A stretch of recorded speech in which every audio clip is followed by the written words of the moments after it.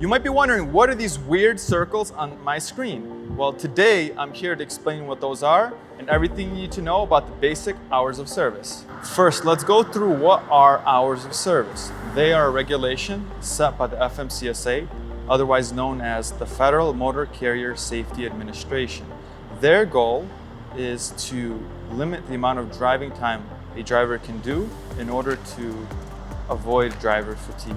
Before we dive into the rules, it is important to understand the four main statuses. Knowing what they are will help us better understand the hours of service. The four main statuses are on-duty, off-duty, sleeper berth, and drive.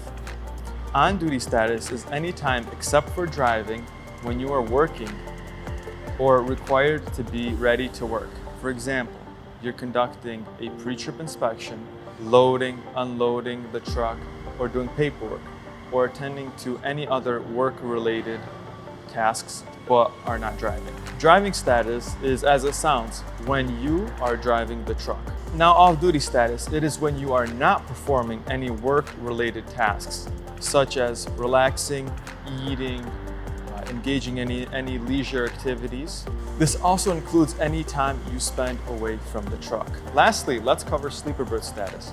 This is used to indicate time that you spend in the sleeper of the truck, resting or sleeping. Now that we have the statuses out of the way, it's time to explain the hours of service rules. We are going to break it down term by term so that it is easy to understand. Let's start with cycle. When you start a new trip, you have 70 hours of work before you need to take a 34-hour restart. That 70 hours of work time is called a cycle shift. When you start working, you have a 14-hour window before you are required to take a rest break.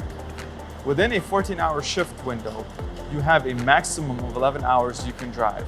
Break. During the 11 hours of driving, you cannot drive more than 8 consecutive hours without taking a break. Imagine you have an 8-hour timer that starts when you start driving, and the only way to reset it is by taking a 30-minute break. This break must be in off or on duty.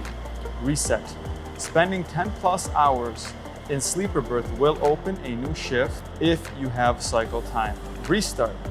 To open a new 70-hour cycle, you must spend a continuous 34 hours in either off-duty or sleeper. Now, if you want to learn to maximize your hours of service and extend your shift by a thing called split sleeper berth, subscribe because we have a video coming up on that you don't want to miss out. That's all I have for you today. If you have any comments, please leave them below, and I'll see you in the next one.